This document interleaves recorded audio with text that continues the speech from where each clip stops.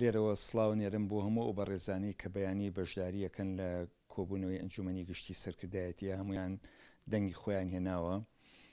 ئەوەی کامانەوێت لێ باسیکەن بە حکمی ئەوەی کە لە پەیڕەوە دەستنیشان کراوە بە تەمەنترین کەس کە دەستپێکی کۆبوونەوەکە دەستپێەکە منیان تەکلیف کردووە، منیش دیارە هەرەوەیە و منیش لێرەوە بڕیارمدا کە پاژە و کۆنگرەکە تەواو بوو، پاژە و مناقەشاتانی کە هەموو کرا، هەموو هەواڵانەی کە لە ئەنجومەنەکەن چاوەڕێوەکەن کە داوت بکرێن یان بانک کرێن بۆی کە کۆبوونەوەکە بکرێ.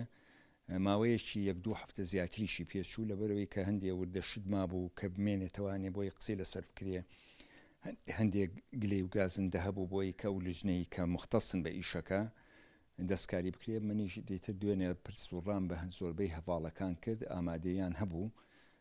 منیش بڕیارمدا کە ڕۆژی سێشەمە 14 مانگ کە کاتە ڕۆژی سێشەمە هەمویان تەبلیغ کراون لە تەلەڤیزیۆنی گەلی کوردستانەوەی جەناب تشتان لەگەڵ کورسات هەمووی ئەلان کراوە، بەنامەش بۆ زۆربەیان لەم فەیسبوک و شتا بوو هەمویان چووە.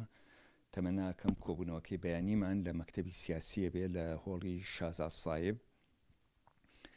ئەوەی کامانەوە باسیکە من دیارە لەسەر بەخێراتنی هەموو و باسیەوەکەم کە لەم کۆنگرەیە سەرکەوتن و ژێرکەوتنی تیانە یەکێتی نیشتیمانی کوردستان سەرکەوتو بۆ ئەوەی کە عرف و عادەتی مەراسیمە دەقیقەیە گەڵەستیم بۆ گیانی شەیدان. اینجا ئەو قسانی کە کرێ کۆمەڵش لەوەی کە لەوێ دەسەڵاتە کە چکە لە پەیڕەوەکەیان هەموو تەحویل کردووە بۆ ئەنجومەنی گشتی قسەی لەسەر بکات. 2-3 شتیل تا باس کرا و 3 برادەرەی کە بوون بە ئەندامی سەرکردایەتی بڕیایی لێدرا. ئەم 8 کەسەکەی دەستەی ڕاوێژکارەوەی جەنابی کاکۆسرەت ئەوانە بڕیاری لە دەرەوە قسەی لەسەرکرا. باقی ماوەتوانی بۆ ئەوە یەکەم هەنگاو کە چین جارێ تعاروفی هەموو ئەو هەواڵانە کە ڕەنگە هەندێکیان تا ئێستا یەکتریشیان نەبینی بێ، ئەنجومەنەکە گەورەیە، جا لەوێ بەرنامە و جەدول چیدانیان ئەوە ئەواجبی منە، ئەوەی کە لەسەر منە باقیکە شێمێنێتەوە بۆ خۆیان چیەکەن و دیارە منیش لە خەیاڵمایە هەندێک پێشنیات چی هەیە و لەوێ توانم بیکەین و قسەی لەسەر بکەین.